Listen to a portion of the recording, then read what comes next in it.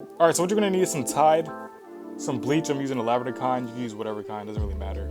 And of course, you're going to need a bowl. So put the bleach inside the bowl. You're just using enough bleach to submerge laces. You don't have to use a whole bunch.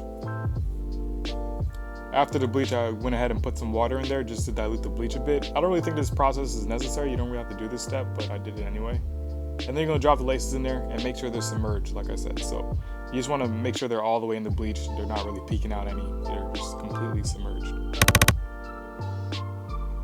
And this is what you should get, some dirty laces and some bleach. So basically make sure they sit in the bleach for about 15 minutes before jumping into the next step.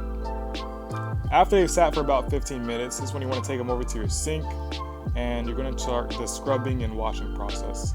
So right now you're just rubbing them together in your hands, almost like you're washing your hands, and scrubbing them between your knuckles. And you're not using any water at this point, just the bleach and the laces.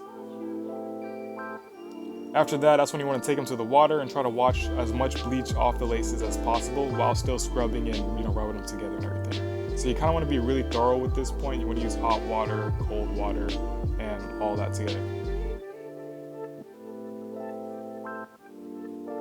Alright, so after that I went ahead and got some Tide. I put the Tide on the laces, and once again I started rubbing and scrubbing them together just to get as much bleach and, just get them as crispy clean as possible. And it worked really well.